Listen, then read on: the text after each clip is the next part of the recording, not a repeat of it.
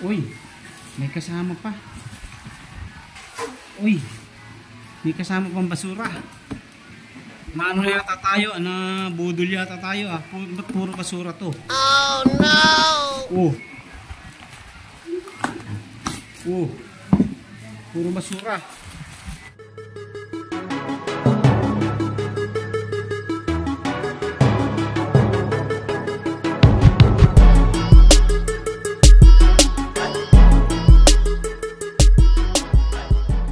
What's up mga kadrit, ayan, welcome back dito sa ating YouTube channel. Kamusta po kayo?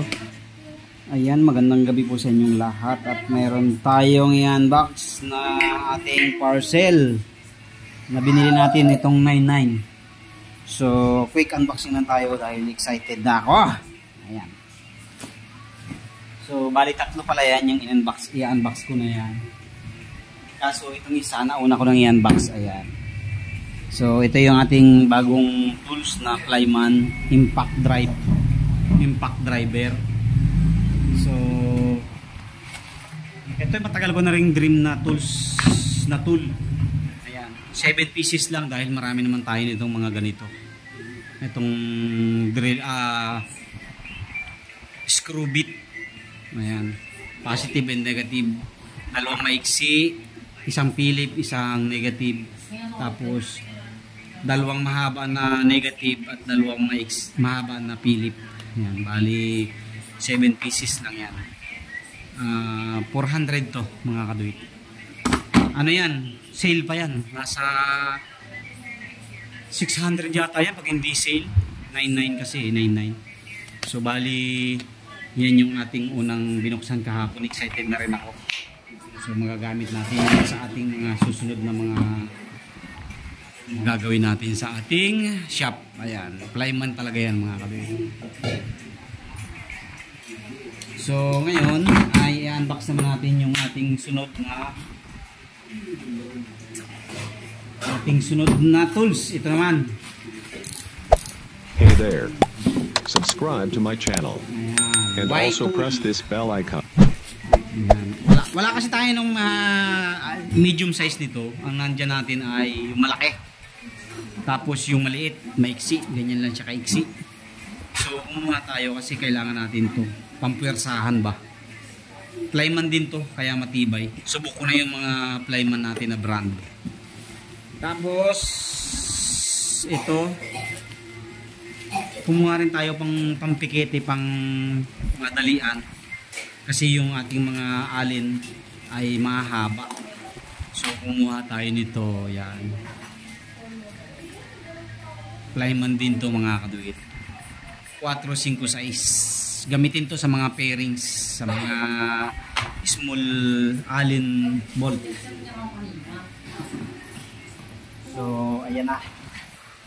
Flyman din to. Etong bili ko nito ay 128 pesos lang. Yan, dalawa na yan. Ito parang 70 plus lang. Tapos ito parang nasa 50 plus lang to. 50 pesos. Yan. Kaya 128 kasama free shipping na yan pala. Free shipping to. Free shipping. Y-tool at saka yung ating bagong allen driver. So ito naman binili ko kasi yung visor ng ating NMAX ay na para nasunog. Bumili kasi ako ng pampakintab or wax na ginamit natin doon sa ating NMAX. So okay siya sa body, kaso pagdating doon sa kanyang visor nasunog, lumambot siya. So alastik na yung sayang. Ito binili ko naman to, sale dito. Mura lang to, 515.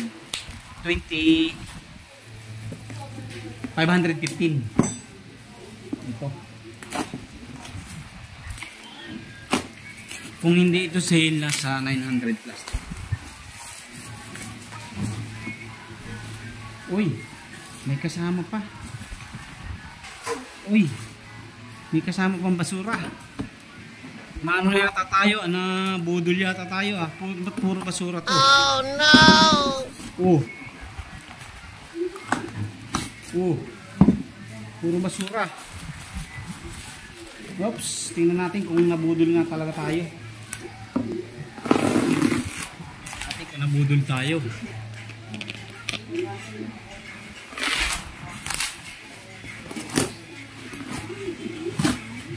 Oh, puro basura oh. Oh, alastik na budol yata tayo ah.